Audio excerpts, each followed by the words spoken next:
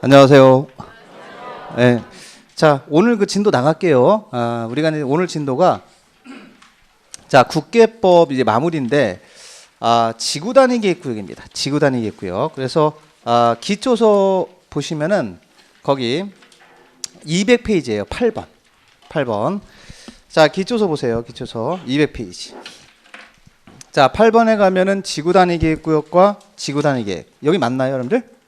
네, 맞아요. 그래서 거기다 이제 그 제목은 밑줄 그어놓으셔야 됩니다. 근데 요 내용이 우리가 이제 공부한 내용 중에서 요거 이제 다시 한번 정리해 보면 이제 오늘 국계법이 마무리가 되거든요. 자, 일단 이제 우리가 체계를 좀 잡아볼게요. 먼저 국토에 대해서 먼저 계획을 수립하는 파트가 있고, 계획을 수립하면 요 계획에 맞춰서 토지를 이용해야 됩니다. 이용 파트가 있습니다. 그래서 오늘 이제 이용 파트까지 나갈 거예요. 그래서 일단 이제 법률 이름이 이렇게 되고 국계법이라고 이제 부르는데, 다시 한번 이제 보시면 국토를 대상으로 수립하는 계획이 3개가 있습니다. 3개. 자, 일단 수직 관계라고 말씀드렸고, 자, 첫 번째는 상위 있죠. 자, 수직 관계니까 일단 우리가 제일 먼저 행정청이 계획을 수립하는데 수립하는 계획 이름이에요. 자, 그 계획 이름이 광역도시계획. 자꾸 기억을 하셔야 돼요. 자, 그럼 광역도시계획이 이제 상위계획이니까 이 계획을 먼저 수립을 합니다. 수립을 하고 나서 광역도시에 맞게 두 번째 하위계획을 수립하죠. 자, 그 두 번째 수립하는 계획의 이름이 도시군 기본계획이죠. 이렇게.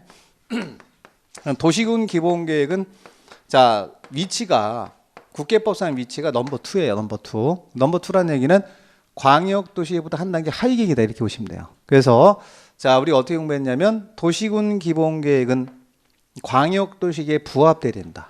이렇게 배웠습니다. 하위계획은 상위계획에 부합돼야 된다. 이게 정리가 되는 거고요. 자, 그럼 광역도시 내용이 A라는 내용을 담고 있으면 기본계획도 A라는 내용을 담고 있어야 되겠죠. 예, 이렇게 돼야 된다. 맞는 얘기죠. 하위계획이니까 상위계획에 부합이 돼야 되는데, 만약에 계획을 수립하다 보면 내용이 다를 수가 있어요. 서로 내용이. 자, A라는 내용하고 안 맞는 계획을 수립할 수도 있습니다. 경우의 수니까 이거는. 만약 이렇게 됐을 때 광역도시계 내용과 기본계획 내용이 서로 다르면 어떻게 됩니까? 자, 이걸 많이 물어보거든요, 본 시험이. 그러면 이제 요 계획이 우선한다고 대답하시면 돼요. 자, 이럴 때는 광역도시계 내용이 어떻게 된다? 우선한다. 이제 이런 부분이 많이 나오고, 여기서 연결되는 게 그럼 A라는 내용이 우선적이 된다는 얘기거든요. 자, 그러면 도시군 기본계획 내용이 부합되지 않는 내용이잖아요, 지금. 요 내용을 그대로 방치할 것이냐? 그건 아니다. 자, 그래서 요 내용을 A라는 내용으로 바꿔줘야 될 필요가 있죠. 부합되지 않는 내용을 그대로 그냥 방치하면 안 되잖아요. 그래서 도시군 기본계획부터는 타당성 검토가 있는 거예요. 그래서 이게 타당한지 A라는 내용의 요 기본계획 내용이 타당한지를 검토하는 거거든요. 그 기간이 5년입니다. 몇 년마다? 5년. 이런 것들은 지금 외우시면 좋아요. 이게 이제 도움이 다 되는 겁니다.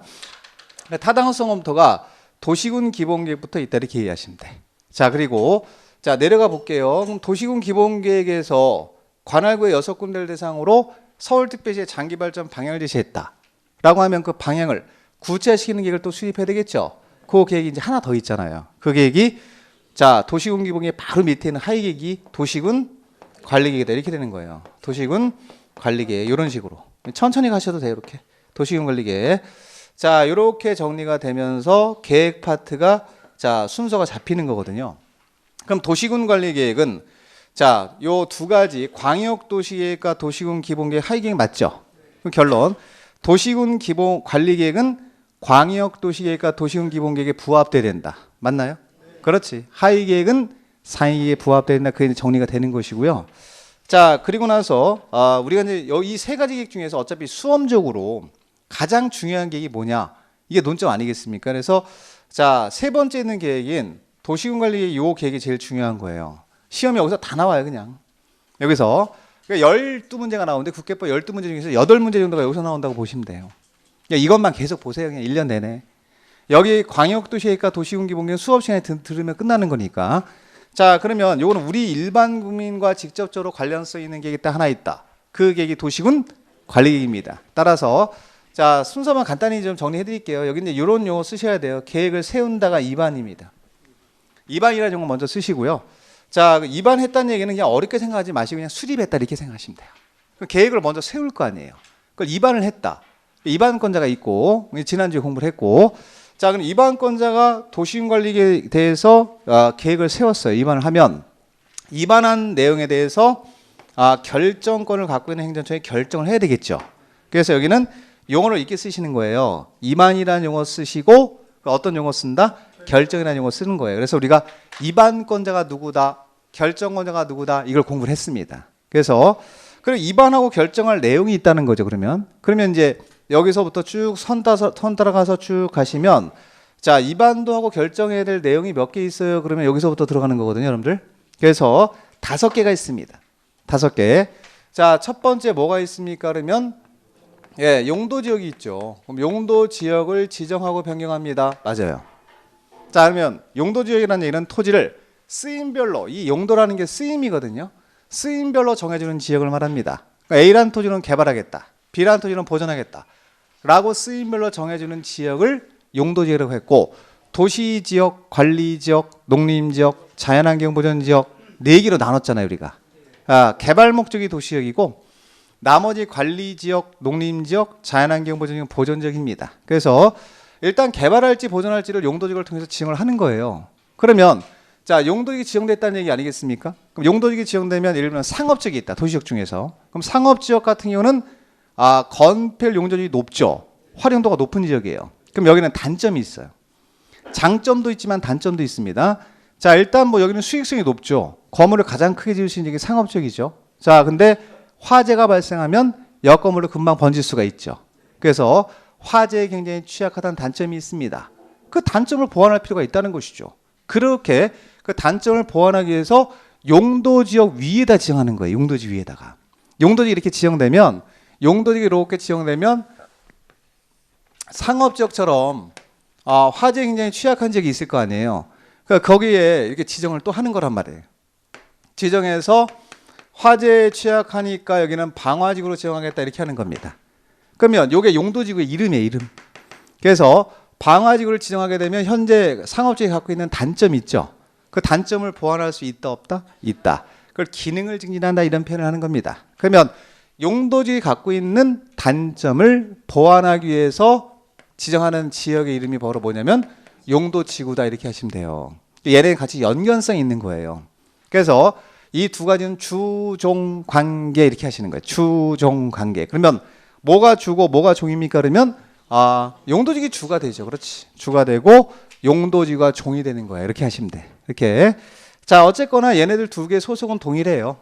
용도지역이 됐건 용도지구가 되건 소속은 동일하다. 둘 다 도시군 관리계획으로 결정해야 될 내용이다. 이렇게 하시는 겁니다. 자 그리고 나서 용도지역과 용도지구가 지정이 됐으면 용도지역, 용도지구. 자 1차적으로 용도지역 지정되고 2차적으로 용도지구가 지정됐죠. 그럼 얘네 두 개가 갖고 있는 규제를 통해서, 이 두 가지 규제를 통해서 다 못하니까 자 이 위에 또 한 번 지정한다고 이해하시면 돼. 그래서 뭐 그린벨트, 개발지향으로 묶어서 이 도시역 자체가 확산되는 걸 막겠다. 또는 군사시설이 있는 지역엔 보안상 자 개발을 못하게 막아야 돼. 그럼 용도지역까지는 못 막아. 용도지구까지도 못 막아. 그래서 용도구역이 필요한 거예요. 그래서 이제 용도지역과 용도지구가 못하는 역할을 별도로 수행할 필요가 있다는 거죠. 그래서 지정하는 게 용도구역이에요. 용도구역은 종류만 치시면 돼. 종류. 자 그래서 이거는 이제 앞자 따서 이렇게 했습니다. 개도, 시, 수, 입 이렇게 5개. 개발 제한 구역, 도시 제한 공원 구역, 시가 조정구역, 그리고 자 수산자원 보호구역은 바다 쪽이라고 말씀드렸죠. 그리고 입지규제 최소구역 이렇게 5개. 일단 종류만 아시면 돼요 지금. 얘네 5개를 합쳐서 용도구역이라고 한다. 그럼 용도구역의 종류는 몇 개 있다? 5개. 그럼 얘네를 5개 전부 다 지정하거나 변경할 때 무슨 계획을 통해서 합니까? 그러면 도시군 관리계획을 통해서 지정하고 변경합니다. 자 여기는 두 번째 내용이고요. 자 세 번째는 도로 설치하고 공원 설치합니다. 이렇게 배운 거예요. 자 그럼 도로 설치하고 공원 설치합니다. 이거요. 자 4글자로 기반시설을 설치, 정비, 개량합니다. 이렇게 자꾸 정리하세요. 개량합니다. 자 그럼 도로가 있다. 그럼 도로 하나 설치한다 라고 할 때는 함부로 설치 못하는 거죠. 자 미리 도시군관리로 결정을 미리 한 다음에 설치되는 겁니다. 그래서 이게 이제 결정이 되는 거예요. 결정. 자, 그래서 서울특별시 종로구부터 우리가 서초까지 연결되는 8차선 도로 하나 설치하겠다라고 할 때 도로가 기반시설이니까 아무렇게나 막 설치하고 그러면 안 되고 미리 설치하기 전에 도시공사로 결정한 다음에 설치하는 거거든요. 오늘 결정했어요. 그럼 이 도로 이름을 뭐라고 하냐면 이렇게 또 요 단어를 좀 기억을 하셔야 돼. 도시군 계획시설이에요. 자꾸 봐셔야 됩니다. 이거는. 자, 도시군 계획시설이라고 합니다. 그래서 이제 요 사업하는 절차를 지난주에 공부한 거예요. 도시군 계획시설 가서 설치, 정비, 개량하는 사업이 필요하죠. 그 사업 배웠잖아요, 지난주에. 자, 요 사업을 뭐라고 하냐면 도시군 계획시설 사업이라고 한다. 요게 이제 연결이 쭉 라인이 잡혀야 됩니다. 이런 것들 잡는 거예요, 지금 기초과정은. 그런 것들 계속 하시고. 자, 그 네 번째가 뭐예요? 그럼 네 번째가 원래는 이거부터 오늘 공부를 해야 돼요. 지난주까지 3번 한 거잖아요, 이게 끝난 거고 오늘 할 게 요거거든요, 원래는.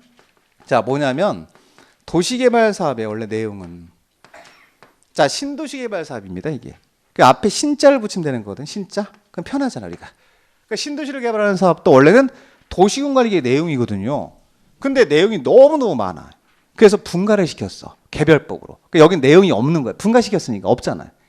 다만 사업하겠다 요거는 관리계획으로 결정을 해야 돼요. 그리고 끝이에요. 더 이상 할 게 없는 겁니다. 그러니까 이 내용, 구체적인 내용들은 도시개발 사업을 어떻게 합니까? 라는 구체적인 내용은 도시개발법에 가서 다시 따로 공부를 합니다, 여기는. 자, 그 다음에 정비사업도 하나 있거든요. 이것도 마찬가지 개념이에요, 여러분들. 자, 정비사업이면 재개발사업, 재건축사업 맞지요? 그럼 재개발사업 한다, 재건축사업 한다 이렇게 보세요. 그러면 재건축, 재개발사업도 원래는 모든 내용이 관리계획 내용이 있어야 돼요. 이것도 내용이 너무너무 많아. 공부해보면 아시겠지만 엄청나게 내용이 많습니다. 그래서 이 정비사업도 분가를 시킨 거예요, 이렇게. 그럼 얘네 두 가지 사업은 분가를 시킨 거죠. 그래서 요거는 개별법 가서 공부를 해요. 개별법으로 분가시켜서 따로 공부를 하게 됩니다. 그래서 내용은 여기 없어. 내용은 관리계획 내용은 없다는 거지. 그냥 사업하겠다만 결정하는 거예요. 사업하겠다. 여기서 신도시 개발하겠다. 자, 내일 모레 되면 3기 신도시 있죠? 그거 발표한다 그러잖아요. 그거 사업하겠다 결정까지만 하는 거예요.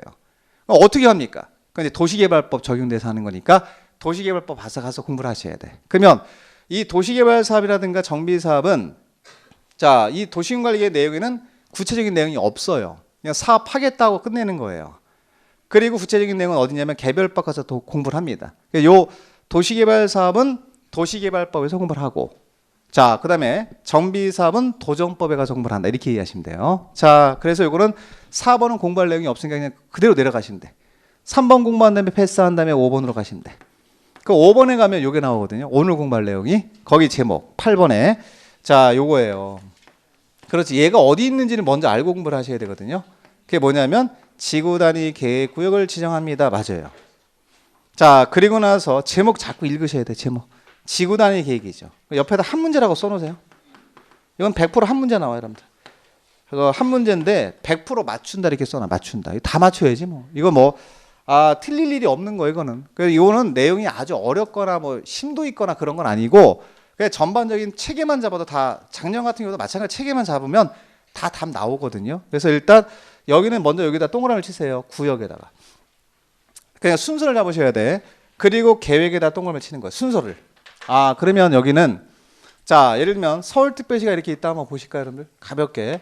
그럼 서울특별시가 있으면 서울특별시장이 서울특별시 중에서 자, 개인한테 개발을 맡기는 게 아니라 본인이 직접 개발하겠다라고 해서 지정할, 자, 본인이 직접 개발할 필요가 있는 지역이 있을까 없을까? 있죠. 왜 없어요? 공적 개발 직접 하겠다라고 하는 지역이 있겠죠. 그 구역의 이름이에요, 그게. 그럼 여기는 공적 개발이라고 이해하시면 돼. 사적 개발이나 공적 개발할 지역. 그러면 그 구역이 서울특별시 부분적으로 이제 개발하는 거죠. 여기를. 자, 그러면 여기가 만약에 위례신도시다. 그럼 위례신도시면 서울특별시하고 경기도 이렇게 걸쳐 있잖아요, 그죠?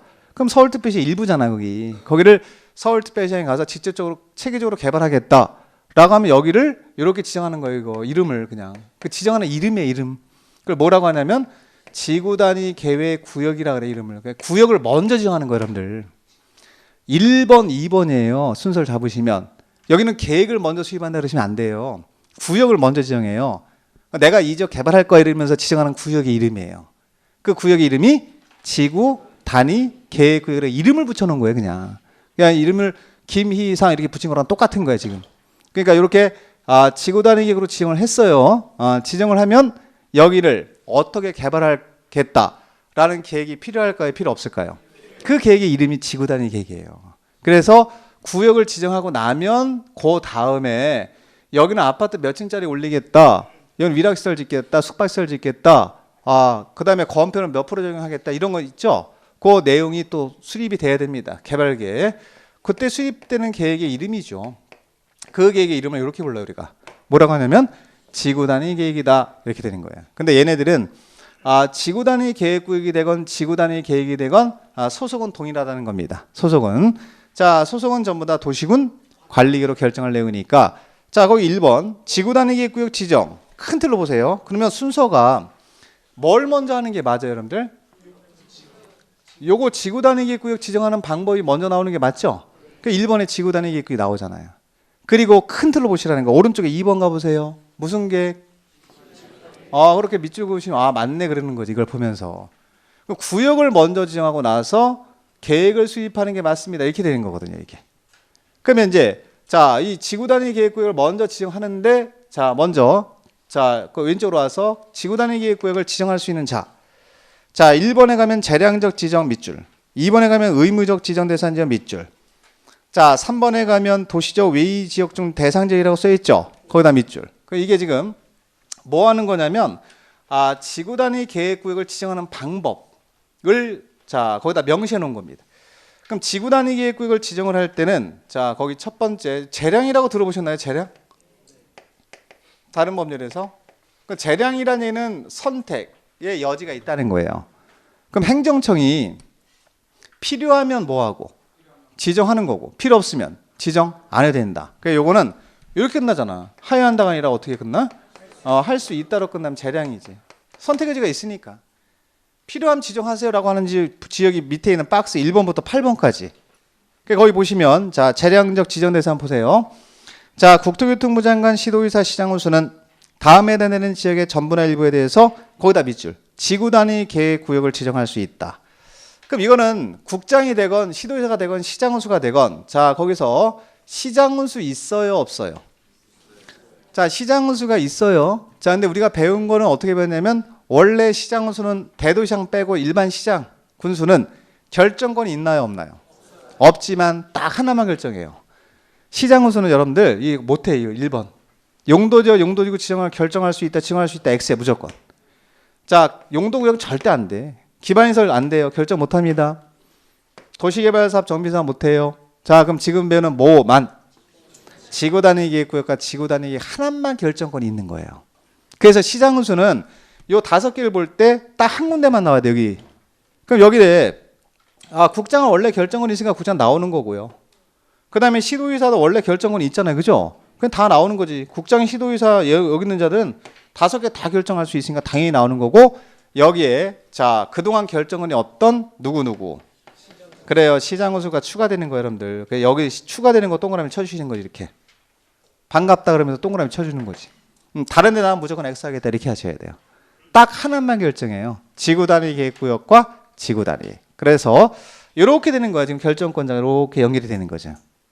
국장하고 시도의사는 원래 있었으니까 놔두시고 시장군수가 추가됩니다. 이렇게 하는 건데 계속해서 갈게요. 다음에 해당되는 지역의 전부나 일부에 대해서 지구 단위 계획을 지정할 수 있습니다. 지정할 수 있다로 끝나니까 이게 재량이 되는 건데 그 재량적 지정 대상 지역을 보면 1번부터 8번까지 있거든요. 지금 1번 용도지구, 2번 도시개발구역, 3번에 정비구역, 4번에 택지개발지구. 그냥 읽는 거예요. 5번엔 대지손사업지구. 아파트 지으려고 터 닦아 놓은 지역이 대지손사업지구죠. 그 다음에 6번에 가면 산업단지와 준산업단지 나오죠. 그리고 그냥 관광특구. 그러면 이 느낌을 찾아보세요. 1번부터 7번까지 제가 읽어드렸어. 그러니까 1번부터 7번까지 그냥 읽어보면 공통점이 있어요. 여기는 외우는 거 아니에요. 앞잡다서. 이 지역들은 도시개발구역, 정비구역, 관광특구 이런 적 있죠. 이런 지역은 현재 개발할 수 있는 지역이에요, 없는 지역이에요? 그 지역이에요. 개발 가능한 지역에 지금 다른 법, 국계법이 아닌 다른 법에 따라 개발하겠다라고 지정하는 지역입니다. 그러면 개발 가능성이 있는 지역이니까 어차피 개발할 수 있는 지역이니까 국계법상 지구 단위 기획으로 지정해서 체계적으로 개발할 수 있다가 되는 겁니다. 그냥 개발 가능성이 있는 지역, 개발이 꿈틀거리는 지역, 이런 지역에 대해서 지정할 수 있는 거예요. 자, 그러면 자 8번 가보세요. 자 8번 거기는 좀 별표 하나 하시고, 자 지금 8번에 가면 무슨 구역이 나오냐면 개발 제한 구역이 나옵니다. 우리 배웠네. 그린벨트 요거 개발 제한 구역. 자 두 번째는 도시 제한 공원 구역. 여기 있네. 도시 제한 공원 구역. 그죠? 아까 용도 구역에서 우리가 불러드린 것들 좀 나와요. 그다음에 세 번째가 시가 조정 구역 맞죠? 예. 그러면 이제 수산자원부는 바다니까 빠져 있고, 입주기재 최소 구역은 여기 해당되지 않아요. 이거는 어차피 개발 가능성이 있는 지역이니까. 그럼 지금 보면은 그 대신 공원이 들어가 있을 거야. 공원. 자, 그러면 거기 자, 우리가 개발 제한 구역, 자, 4개 묶어 보세요. 도시 제한 공원 구역, 시가 조정 구역, 공원. 그 네 군데를 묶으시면 돼. 자, 그러면 그 네 군데 개발 제한 구역과 도시 제한 공원 구역과 시가 조정 구역과 공원 이렇게 묶으세요. 네 군데고요. 이렇게 묶으시면 요 네 군데 구역은 개발할 수 있는 지역, 없는 지역? 없는 지역, 개발 못하는 지역이니까 지정 못해요. 개발 가능성이 있는 지역에 대해서만 지정하는 거거든요. 공적 개발이니까. 근데 여기 그린벨트를 묶어놨어. 개발하지 말라고. 거기를 지구 단위 계획을 지정해서 확 다 풀어버리면 안 되잖아 지금. 그러니까 이 네 군데는 안 된다는 거예요 지금. 네 군데는 원래 안 되는데 그 다음 장으로, 다음 단어로 가면 요 단어가 제일 중요한 거거든요. 동그라미 쳐야지. 뭐가 된다? 해제. 그렇지. 그럼 그린벨트가 풀렸다는 얘기예요 지금. 개발 제한구역이 풀린 거예요 이렇게. 해제가 됐습니다. 그러면 그린벨트로 묶었던 지역이 풀렸어요. 뭐 요즘 그린벨트 많이 이슈가 되는데, 개발 제한으로 묶였다가 여기가 풀리면 여기는 개발할 수 있는 지역으로 바뀌는 거 맞나요? 그러면 그때 가능하죠. 그때는 체계적 개발을 위해서 지구 단위 기구로 지정할 수 있다 없다? 있다. 이렇게 되는 거예요. 그래서 그 정도는 기억을 하시고, 또 하나 계속 가볼게요. 녹지 지역 나옵니다. 자, 녹지 지역이면 우리가 지난주에 용도 지역 공부했습니다. 자, 보겠습니다. 자, 어떻게 했냐면요. 도시 지역을 나눴거든요. 우리가 지난주에. 도시 지역은 생활권을 4개로 나눴습니다. 자, 주거 지역하고, 자, 센터에 상업 지역이 있다고 말씀드렸죠. 예, 그 다음에 공업지역 있잖아요. 공업지역. 자, 무슨 지역이냐면 녹지가 있죠. 이걸 주상공록이라고 한 것 같은데 우리. 자, 이 중에서 주거지역과 상업지역과 공업지역은 개발지역이죠. 순수 개발지역입니다. 근데 녹지는 개발이에요, 보전이에요? 보전이니까 이 녹지역은 지구 단위기로 지정할 수 있어요, 없어요? 안 돼요. 그래서 녹지가 주거지역으로 변경되거나 상업지역으로 바뀌거나 공업지역으로 바뀌면 개발할 수 있는 지역으로 바뀌는 거 맞죠? 그때 정할 수 있다는 게 맨 마지막에 써 있는 거예요, 여러분들.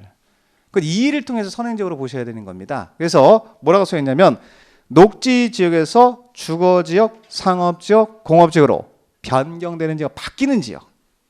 바뀌면 여기는 개발 가능 지역으로 바뀌었으니까 지정할 수 있다가 맞는 거죠. 그런 식으로 정리하시면 돼. 그 박스 안에 8개는 그런 식으로 해서 그걸 싹 묶은 다음에 재량적 지정 대상이다 이렇게 묶어서 자꾸 연습을 좀 해놓으시면 되고, 자, 그 다음에 두 번째 내려갑니다. 의무라고 써 있죠? 네, 밑에 의무적 지정 대상. 자, 의무적 지정 대상이라는 얘기는 지정할 수 있다가 아니라 지정하여야 한다. 그 앞에는 행정청은 동일하죠. 자, 국토교통부 장관, 시도의사, 시장으로서는 다음에 해당되는 지역은 지구 단위기로 지정하여야 한다 이렇게 나옵니다. must 이렇게 써면 돼. must. 그러니까 요거는 선택의 여지가 있는 거예요, 없는 거예요? 없는 거예요. 지정할 수 있다가 아니라 지정하여야 한다니까. 자, 그 중에 1번 하나만. 지금 1번 하나만. 자, 거기 정비구역 써 있습니다. 자, 그럼 정비구역이면 위에 재량적 지정에 있거든요. 그 위에 가면은, 그 위에 박스에 보면은 3번에 정비구역 있잖아요, 여러분들. 그거. 자, 그리고 택지개발지구도 위에 있습니다. 4번에. 그럼 여러분들 보세요. 정비구역 있고 택지개발지구가 있어요. 개발지구. 그럼 얘네 두 개는 그냥 이렇게만 나오면 재량적 지정 대상이에요. 어차피 개발할 수 있는 지역이니까. 자, 근데 여기에 뭐가 붙어 있어요 지금? 그럼 정비구역 택지개발지구에서 시행되는 사업이 끝났다. 몇 년? 10년. 동그라미죠. 10년. 그러면 이게 한 번 10년 정도 되면 한 번 정도 노후화가 진행되는 거거든. 그럼 체계적 관리가 필요하거든. 그럴 때는 선택이 아니라 그때는 필수예요. 필수. 무조건 지정해야 되는 거예요. 여기는. 그래서 자, 요거는 그냥 단순 암기로 하시는 것도 괜찮아요. 이거 어차피 두 군데 구역이 중요하잖아. 이걸 이제 앞다 해도 돼. 어차피 이렇게 외우고 다닐 거예요. 네, 정택이하고 다니시면 돼. 오늘 일요일에 왔는데 정택이라는 친구 하나 만들어. 그리고 정택이는 몇 년 지난 친구야? 10년. 그렇게 외우고 가면 돼. 정택이는 몇 년 지난 친구다? 10년. 친구 하나 만들고 가면 되죠, 집에. 이런 식으로 해서 정택이는 10년 지난 친구, 이게 시험에 많이 나와요. 그러니까 요 부분을 먼저 하나 확실하게 정리하세요. 공법은 확실한 게 중요해요. 많이 정리하는 게 아니라 확실하게, 정확하게. 절대 요 부분은 놓치면 안 돼. 그래서 정비구역에서 사업이 끝났다. 10년이 지났다. 딱 나오면 해당 지역은 지구 단위 기구로 지정해야 한다. 이런 식으로 하시면 되고요. 자, 택지개발지구도 마찬가지입니다. 그럼 택지개발지구 지정하면 사업할 거 아니에요, 그죠? 사업이 끝났어요. 몇 년 지났죠? 10년. 그러면 재량이에요, 의무예요? 의무입니다. 이렇게 하시고 나머지 지금 보지 마시고 내려가서 3번에 자, 도시지역 외의지역이 나옵니다. 거기도 제목은 밑찍어 놓으셔야 돼요. 자, 세 번째 기둥이라고 하는데 그럼 여러분 도시지역 외의지역이면 우리가 용도지역을 나눠볼게요, 제가. 자, 원래 도시지역이 있고 이렇게. 자, 그 다음에 관리지역이 있고, 자, 그 다음에 농림지역이 있고, 농림. 자, 농림지역이 있고, 그리고 뭐가 있냐면 자연환경보전지역이 이렇게 있어요. 자, 그러면 여기서 도시지역 중에서도 주거지역, 상업지역, 공업지역은 순수 개발지역 맞죠? 그럼 여기는 지구단위 계획으로 지정할 수 있는 거지. 녹지도 지정 못하잖아, 도시지역 중에서는. 녹지는 안 되고 녹지에서 주상공으로 바뀌면 된다 이렇게 배운 거예요. 그럼 여기는 어때요? 여기는 세 군데 지역은 관리지역과 농림지역과 자연환경보전지역은 어때요? 지정할 수 있을까요? 없을까요? 그렇죠. 없다로 대답하는 게 맞아요. 그럼에도 불구하고 자, 여기 관리지역 중에서 하나만 불러드릴게.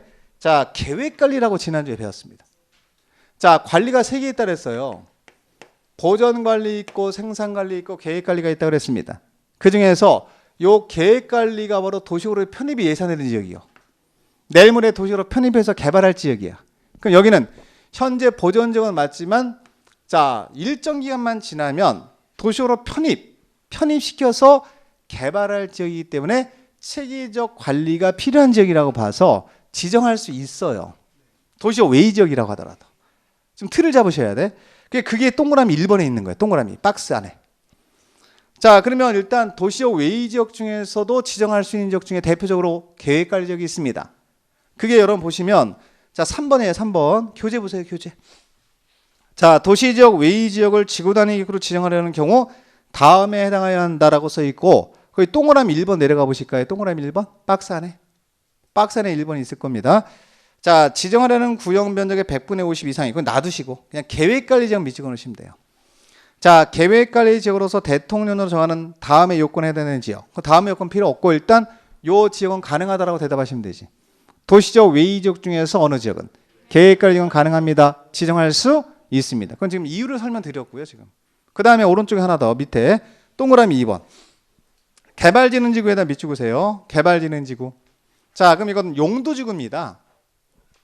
자, 그럼 용도지구가 지금 우리가 개발진흥지구라고 하는 게 우리가 지난주에 용도지구 배울 때 여기는 집중적으로 개발 정비할 필요가 있다고 배우지 않았나요, 여러분들? 그럼 여기 보세요. 자, 원래 농림지역은 돼요, 안 돼요? 안 되지만 농림지역 위에 뭐가 지원됐대요? 개발진흥지구가 지원되면 규제가 풀려지잖아. 그 얘기잖아, 지금. 자, 그다음에 자연환경보전지역 지정 못하죠? 근데 여기에 뭐가 지원돼? 자연환경보전지역이라고 하는 용도지역 위에 뭐가 지원됐어요? 개발진흥지구가 지원되면 이 개발진흥지구만큼은 개발할 수 있는 지역으로 바뀌는 거예요, 이 지역이. 그러면 이 개발진흥지구를 뭘로? 지구 단위 기구로 지정할 수 있다는 얘기입니다. 이 개발진흥지구가 어디에 있다고 하더라도 도시지역 외의 지역에 위치하고 있다고 하더라도 가능하다라고 정리만 해주시면 돼요. 일단 두 가지. 그래서 어디하고 어디입니까? 그러면 하나는 계획관리지역, 또 하나 어디? 개발진흥지구 이렇게 하시면 돼요. 일단 제목만 자꾸 읽어봐요. 예, 개발진흥지구. 자, 3번은 놔두시고. 자, 그렇게 이제 정리를 하시면 자, 일단 지구 단위 계획구역은 틀 잡는 게 중요하거든요. 그럼 여러분 지구 단위 계획구역은 자, 지정하는 방법이 몇 가지 있다고 정리하시면 되면 세 가지. 전 뭐 기둥을 3개 세운다니 나중에 이렇게 말씀을 드리는데 첫 번째 뭐가 있고 재량적 지정 대상이 있고 두 번째는 의무적 지정 대상이 있고 세 번째는 도시지역 외의 지역에도 지정할 수 있다라고 하는 거예요. 그럼 도시지역 외의 지역 중에서는 지금 두 개만 계획관리 지역과 개발지능지구 지정할 수 있다. 이렇게 정리하시면 이게 지정이 된 거예요. 세 군데 중에 하나. 그러면 지구 단위 계획이 끝났고 나서 요게 나오겠죠. 지구 단위 계획이 나올 겁니다. 밑에 가면 2번에. 그럼 두 번째 단계가 뭐예요? 그러면 그렇죠. 이 지구 단위 계획을 어찌어찌 개발하겠다는 계획을 수립하는 겁니다. 그때 수립하는 계획의 이름이 뭐예요? 지구 단위 계획이에요. 그 제목이 지구 단위 계획 수립해라 이렇게 써 있는 거예요. 여러분들. 지구 단위 계획을 수립해서 개발하시오 라고 하는데 그 내용이 있을 거예요. 밑에요. 자, 내용 보시면 지구 단위 계획 구역의 지정 목적을 이루기 위해서 지구 단위 계획에는 다음의 사항 중 2번하고 4번의 사항을 포함한 자, 그 밑줄 2번하고 4번의 사항을 포함한 둘 이상의 사항이 포함되어야 한다. 밑줄 포함되어야 한다. 자, 거기까지 슬러시하고 다만이라고 하는 건 됐고요. 여러분 밑에 가시면 박스를 보세요. 박스를 보면 동그라미 1번부터 동그라미 7번까지 있죠. 이걸 뭐라고 부르시면 되냐면 이게 바로 지구 단위 계획의 내용입니다. 그러니까 지구 단위 계획을 수립할 때 이 내용이 포함되어야 된다는 얘기예요. 이렇게. 근데 자, 거기서 아까 우리가 밑줄 그은 거 중에서 자, 동그라미 2번이라고 하는 부분이 보일 거예요. 박스 안에. 동그라미를 치세요. 동그라미 2번에. 그다음에 4번에 동그라미를 치세요. 4번. 그럼 여러분 동그라미 지금 몇 개 치셨어요? 지금 2개. 그럼 2번하고 4번은 모든 지구 단위 계획에 반드시 포함을 시켜야 된다 이런 얘기고, 나머지 동그라미 안 친 나머지 내용들은 필요하면 포함시키는 거고 필요 없으면 포함 안 시켜도 된다 이런 얘기 아니겠습니까? 그럼 결론은 이걸 의무적 포함이라 그래요. 그러면 이게 뭐예요? 지구 단위 계획의 본질이라는 얘기예요. 그 본질을 시험에 내는 거예요. 그래서 그럼 여러분들 보세요. 지구 단위 계획은 지구 단위 계획 구역을 체계적으로 개발하기 위해서 수립하는 계획 맞죠? 그럼 보세요. 자, 예를 들면 보시면 돼요. 이렇게 여러분들 행정청에 이제 자, A라는 지역을 먼저 뭘로 지정했죠? 먼저? 천천히 가시면 돼. 먼저 뭘로 지정했죠? 지구 단위 계획으로 지정된 상태잖아요, 지금.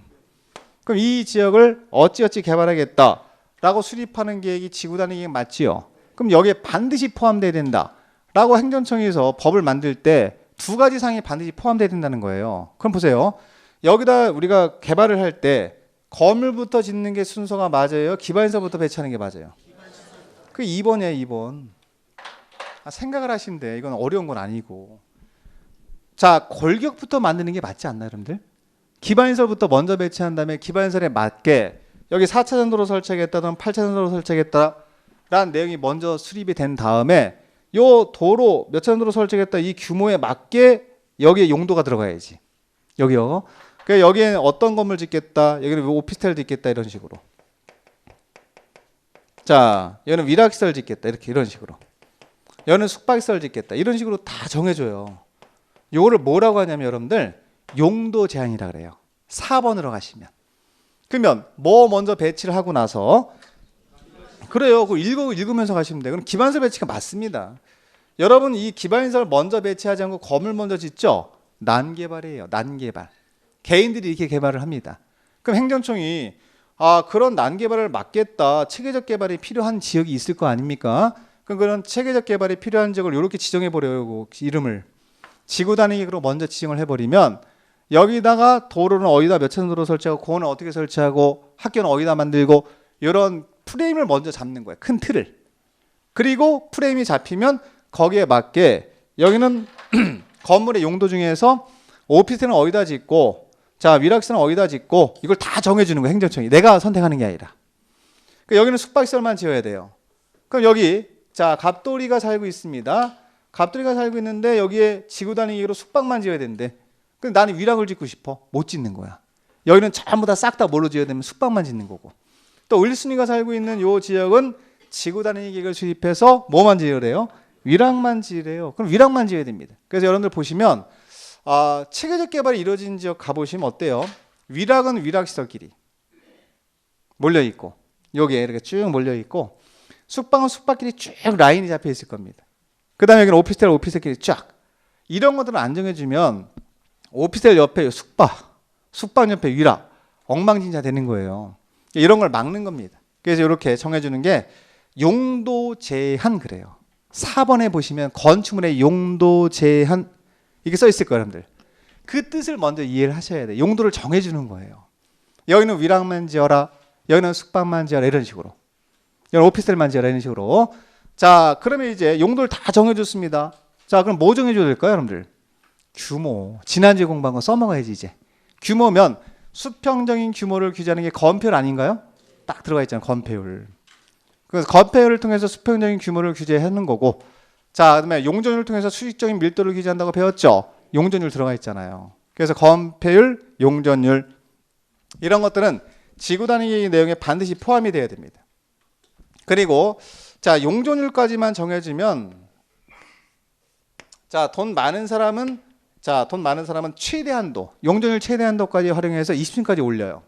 근데 어떤 사람은 나는 지금 현재 돈이 없으니까 5층만 올릴 거야 이렇게 하는 사람도 있어요.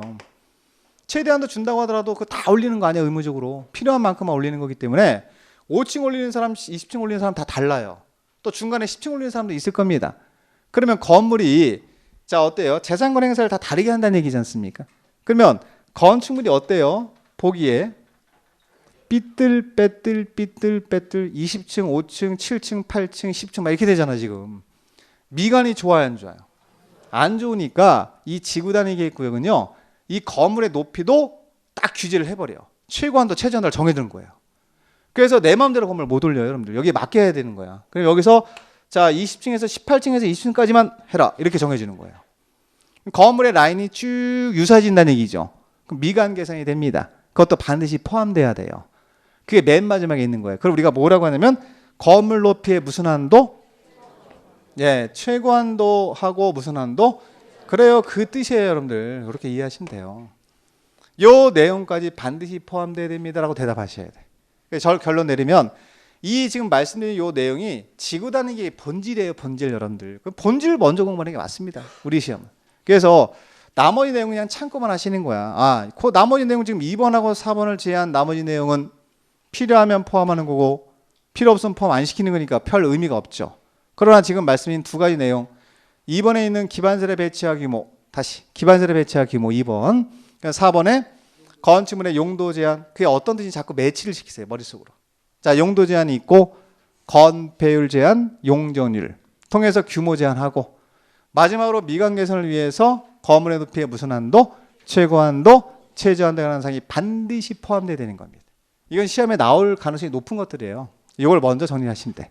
그래서 그 두 가지 사항이 반드시 포함돼야 된다. 이렇게 이해를 하시고, 자, 2번은 됐고요. 밑에 내려가시면 도시공개시설 등의 수용 능력은 의미 없고, 자, 완화 적용 가보세요. 완화 적용. 자, 완화 적용이 나오는데, 자, 우리가 대통령을 정하는 바에 따라서 완화할 수 있다 이렇게 나오는데, 그거는 이제 본론 들어가서 다시 할 거예요. 제가 한 장 넘기세요.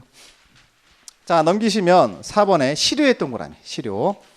자, 실효 나오면 여러분들 실효라고 하는 부분은 일단 크게 세 글자를 쓰세요. 다음 날 이렇게. 다음 날. 자, 우리가 실효라는 단어가 국계법에서 나오거든요. 요 공식을 만들어 버려 그냥. 하나의 공식이요. 여러분 우리가 지난주에 공식 하나, 우리가 지난주에 그 실효했나요, 우리? 아, 실효. 나 혼자 한 거 아니고 같이 했어, 우리. 자, 여기서 기반인설이 있었습니다. 여기서 이제 파생되는 게 기반인설을 설치하겠다, 정비하겠다, 개량하겠다. 자, 설치하는 방법 배웠죠? 그럼 기반인설 설치하겠다라고 미리 설치하려면 미리, 기반인설 설치하려면 미리 도시공사를 결정을 해야 됩니다. 결정했습니다. 자, 결정해놓고서 20년 동안 사반했어요. 이거 기억나셔야 될 거예요. 강산 2번 변을 동안 사반했습니다. 그러면 다음 날이라 그랬죠.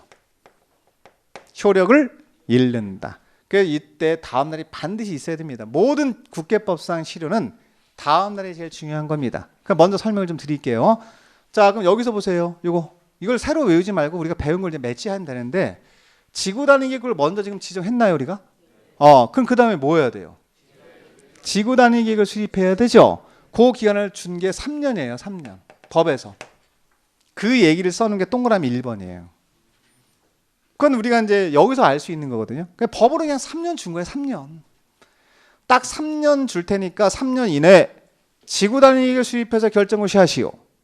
만약에 안 하면 3년이 되는 날에 언제? 다음 날 효력을 잃는다예요. 실효. 그 얘기잖아요, 지금. 그래서 여기는 3년 동그라미, 다음 날 동그라미 이렇게 하면 되지. 그죠? 간단하게. 3년이 되는 날에 다음 날 지구 단위 계획구역 지정에 관한 도시군 관리의 결정은 효력을 잃는다라고 써 있을 겁니다. 지금. 그럼 결론은 그냥 간단히 쉽게 표현하면 지구 단위 계획구를 지정하고 나서 지구 단위를 수립하는 기간은 몇 년이다? 3년 이내는 지구 단위 계획 수립해서 결정고시를 해야 된다. 이렇게 이해하시면 돼요. 그래서 나중에 정 안 되면 지구는 몇 바퀴 돌아? 3바퀴 돌아. 이렇게 외우시면 돼요. 암기하는 방법이. 자, 그리고 나서 두 번째 2번 갑니다. 자, 이번에 가면 이번엔 지구 단위 계획의 시료예요. 자, 보세요. 여기 설명 듣고 보시면 돼요. 자, 지금 보세요. 좀 지구 단위 계획 구역이 지정됐죠. 자, 그러면 지구 단위 계획 어디를 어떻게 개발하겠다 라고 하는 지구 단위 계획 수립하는 기간은 몇 년? 아니 천천히 가볼까요? 지구 단위 계획을 지정했잖아요 지금. 그러면 그 다음엔 계획 수립하는 거잖아요. 그 수립해야 되는 기간이 3년이었잖아. 3년에 수립을 한 거야 지금. 그럼 이 지구 단위 계획은 실효가 안 됐겠지. 3년 이내에 수립을 했으니까. 자, 그럼 그 다음 단계로 넘어가는 거죠. 그럼 지구 단위 계획 수립해 준 상태 맞죠? 그러면 공사해야지. 그 다음엔 착공 착수해야지. 지구 단위에 맞게 여기다 위락도 짓고 숙박도 지어야 될 거 아니에요 개인들이 가서. 근데 이걸 안 한 거예요. 아무도 공사를 안 했어요. 몇 년 동안 했냐면 5년 동안 안 한 거예요 여러분들. 그렇다는 얘기가 무슨 얘기일까? 이 지구 단위 계획이 잘못 수립됐다는 얘기거든요. 아무도 공사를 안 했다는 얘기는. 따라서 이런 경우는 이 지구 단위 계획이 실효가 되는 거예요. 자, 마찬가지 5년이 된 날에 언제? 다음 날 효력을 잃는다 이렇게 되는 겁니다. 그 내용 한번 보세요 여러분들. 제가 읽어드릴게요. 자, 지구 단위 계획입니다. 자, 지구 단위 계획에 관한 도시군관리의 결정고시로부터 5년. 자, 5년에 동그라미 쳐야죠. 자, 그럼 지구 단위 계획이 결정고시가 됐다는 얘기는 지구 단위 계획이 수립됐다 이렇게 이해하시면 돼 간단히. 지구 단위 계획이 수립이 돼서 고시까지 된 거예요. 자, 그럼 5년 이내에 이 법이나 다른 법률에 따라 허가인가 승인 등을 받아 사업이나 공사에 착수 동그라미. 공사 시작을 안 했다는 얘기입니다. 착수하지 아니하면 이렇게 써 있잖아요. 아무도 공사를 안 한 겁니다. 그러면 5년이 된 날이 언제요? 다음 달. 지구 단위 계획이 효력을 잃는다. 이런 얘기예요. 그래서 이렇게 정리하시면 돼요. 이렇게 정리하고 시료고시는 의미 없고. 그 다음에 이제 5번에 가면 지구 단위 계획구역에서 건축인데 그거 한번 자, 제가 읽어볼 테니까 이해가 되나 보세요. 자, 지구 단위 계획구역에서는 지구 단위 계획에 맞게 건축물도 건축해야 되고 용도 변경하는 거 맞을까요? 당연히 하죠, 여러분들. 그러니까 여기서 지구 단위 계획구역 안에 있는 사람들은 전부 다 무슨 계획에 따라? 지구 단위 계획에 따라서 건물도 짓고 용도 변경도 해야 된다. 맞는 얘기죠? 맞아요. 그 얘기를 5번에 써놓은 거예요, 여러분들. 지구 단위 계획구역에서 건축물을 건축 또는 용도 변경하거나 공작물을 설치하려면 그 무슨 계획에 맞게? 요거 무슨 계획에 맞게? 지구 단위 계획에 맞게 자, 건물도 건축하고 용도도 변경해야 된다 이런 뜻입니다. 그렇게 정리하시면 여기까지 정리가 됐어요. 여기까지 정리가 되면 이 두 파트 지구 단위 계획 구역 끝났고 지구 단위 계획까지 끝난 거 맞죠? 그럼 여기서 한번 눈을 깜빡하는 거예요 원래. 눈 깜빡하라는 얘기는 뭐냐면 요 파트가 끝난 거예요. 5개 내용 다 끝났잖아요 지금, 그죠? 그럼 계획 파트가 완벽하게 끝난 겁니다. 그럼 이제 무슨 파트로 넘어가느냐? 이용 파트로 넘어가서 밑에 가면은 5절로 보이실 거예요. 5절. 그 5절로 가면서 머릿속에는 이용 파트로 딱 정리를 하셔야 돼요. 그래서 요 이용 파트에 있는 게 이거거든요. 제목이 자, 개발행위 허가예요, 여러분들. 개발행위 허가 등이에요. 허가 등. 개발행위 허가 등 이렇게 하는 거예요. 사실 이용 파트는 내용이 많지는 않습니다. 내용이 뭐 많이 나와야 2문제거든요. 작년에 딱 2문제 나왔어요 여기서. 그러니까 이 이용 파트는 그냥 편하게 들으세요. 편하게. 여긴 계획 파트가 중요하죠. 도시군관리계획. 요 내용 5개. 자, 요 파트는 이제 보세요. 개발행위 허가 등에서 등에다 동그라미 칠게요. 여러분 동그라미 쳐보세요. 자, 개발행위 허가 등이 뭘까요, 여러분들? 개발행위 허가 등. 자, 써보세요. 2가지 구역입니다. 제가 써드릴게. 하나는 요거예요. 개발 밀도 관리구역이에요. 직접 써보세요 한번. 개발 밀도 관리구역. 좀 어렵더라도 자꾸 써보세요. 자, 두 번째는 요거요. 기반시설 부담구역이요. 요 2가지가 같이 정리될 겁니다. 2가지가. 자, 그럼 얘네들 2가지. 자, 개발 밀도 관리구역과 기반시설 부담구역 있죠? 얘를 합쳐서 등이라고 부르는 거예요. 등. 여기는 시험이 어떻게 나오느냐? 거의 똑같이 나와요. 여러분 개발행위 허가 파트에서 한 문제 나와요. 앞쪽에서. 그리고 등과 관련된 내용에서 한 문제가 나옵니다. 그래서 총 2문제. 그러니까 여기는 뭐 아주 열심히 지금부터 아주 열심히 하거나 이 파트는 아니에요, 사실. 그래서 국계법이 우리가 이용 파트는 상대적으로 출제 비율이 좀 낮아요. 우리가 출제가 많이 되는 데가 여기입니다. 계획 파트. 그래서 이 부분 중심으로 보시고 이 이용 파트는 이렇게 이어진다. 개발행위허가 등으로 이어진다. 그러면 다음 시간부터 개발행위가 몇 개 있고 허가는 누구한테 받고 어떤 절차 거쳐서 받습니다. 이런 것들이 있죠. 그 내용은 다음 시간에 계속 이어서 말씀드리겠습니다. 잠깐 쉬겠습니다.